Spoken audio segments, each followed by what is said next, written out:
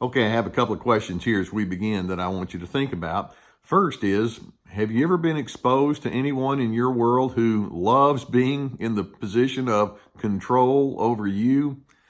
Chances are you can say, well, how much time do we have? Yeah, I know plenty of people that like to be in control. And you can think of people, whether it's someone that you live in the same house with, or you grew up with, or you work with, or you engage socially with. These people just are more than happy to tell you what to do and how you ought to prioritize and think and feel, etc. But then a second question is, what about you? Do you ever succumb to that craving to be in control over others? And we all have to be honest that at some time or another, each one of us can say, yeah, I have my control tendencies too. There are quite a number of behaviors that go along with controlling attitudes. For example, you can be quite stubborn in the way that you engage with other people, or listen to your tone of voice. Sometimes you speak with a lot of insistence and agitation and irritability and convincing. Come on. You ever do that, or have you ever had that done to you? It may be that you give invalidation toward individuals. Sometimes you just refuse to hear someone out and you won't change your mind.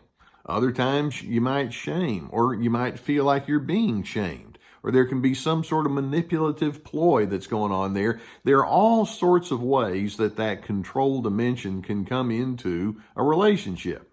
Now, once a person goes into that control mode, there's one huge question that they fail to ask themselves as they're being controlling. And that question is, if I have to force someone into some sort of compliance with me, exactly what kind of relationship do we have? And I can promise you, coerced and forced communication and a relationship that's based on that kind of control is not going to be a gratifying relationship. I mean, look at it on the end of the controller. You know, what kind of characteristics are likely to be most predominant as that person is in relationship with you? Well, the controlling person has quite a bit of anger that they deal with, and that anger can come out in many different forms, whether it's annoyance or irritability or impatience or being critical. These people can be oblivious. Sometimes people are, when they're very controlling, and if you call them out on it, they'll say, what are you talking about? I'm not being controlling. I'm just telling you the way it is. And they actually can show low insight. Controlling people tend to have a low emotional intelligence, or what we call EQ. So that's part of the equation. Typically, controllers are coming from a very insecure position. I mean, when you think about it, a controller is more or less thinking, I'm afraid to just let you think the way that you want to think, because that would mean that you're not showing much regard to me, and I can't stand that. And so there's an insecurity that they'll be taken seriously, so they have to turn up the volume, or they have to turn on the pressure so that they feel like they'll be taken seriously. And of course, the controller is living with a great deal of disrespect in the way that they manage relationships. So when you think about that into the equation, it's like, well, those are not ingredients that make for a wonderful and a successful relationship. But then think about the person who's on the receiving end of all those control messages. That person is going to feel deflated. It's like, why bother? Yeah, I guess I'm in a relationship here, but it doesn't feel very two-way. And so they can have a lot of sense of futility that's there. Or the person who's on the controlling end may also have their attitudes or responses of anger. It's kind of like there's tension, there's bitterness, there's resentment that begins building up on the inside of them. The person who receives the control is thinking, where's the exit? Get me out of here. So they have a feeling of, I can't wait to get away from you. They're demotivated in the way that they engage with you.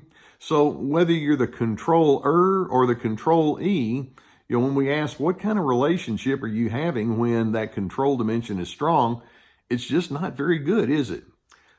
So let's see if we can go back to the beginning and take away the control dimension and ask, if we were to approach a relationship in a non-controlling style now, what kind of relationship would we have? And I'm hoping you would see that there are quite a few ingredients that would be different from the controlling. For example, a non-controlling relationship implies that you can listen every bit as much as you tell. In fact, you may actually listen more and you may actually learn something. I don't know. Can you imagine that, Mr. or Mrs. Controller? You might learn by being non-controlling.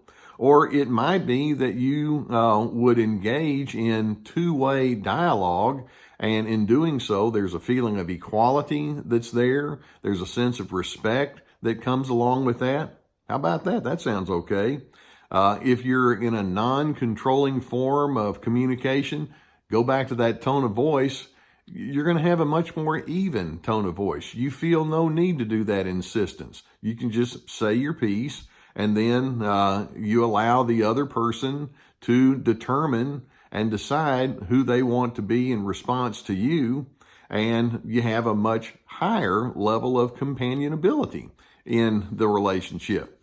Now, there's a very interesting paradox that comes into play here. I want you to think, the more you try to be in control, the more out of control the relationship goes. That's when you have mayhem. That's when you have arguments. That's when you have the sense that says, I don't want to be around you. And there's going to be lots of tension, strain, and turmoil that comes along with that. Or let's flip it around. The less controlling you are, the more influential you wind up being. Kind of funny how that works, because you see, what's going on at a deeper level is what we refer to as your covert messages. And basically, the controlling person covertly, in other words, without saying a word, is saying, you're beneath me, or I think you're an idiot, or I have no regard for you. And as you're receiving that kind of communication, you're thinking, I want nothing to do with this. But when you have a non-controlling manner of interaction, then there's a different set of covert messages, and that's the message that says, I respect you, I honor you, you get to be whatever you want to be when you're in my presence. And so the less controlling you are, then the more in control you are, in the sense that you wind up having an increased sense of influence.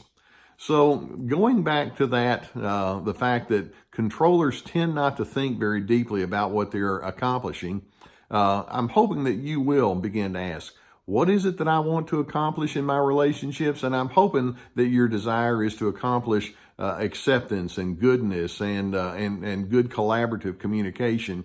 And in doing so, when you pull out the control dimension, I think you're going to accomplish a whole lot more by trying not to force your way into someone's mind. By the way, if you look over my right shoulder, you're going to see a pretty non-controlling guy. That's Gus back there. He's taking a nap while I'm doing the work here with you. Now, if you enjoy these videos and if you'd like to have more access to them, I would invite you to hit the subscribe button, and then you'll be apprised when more videos come along. I have some links beneath the video to some of my books and online workshops, and I would hope that if you find those to be useful, that you would take advantage of those too. Thank you for letting me be on your journey. I hope that these are thought-provoking episodes for you.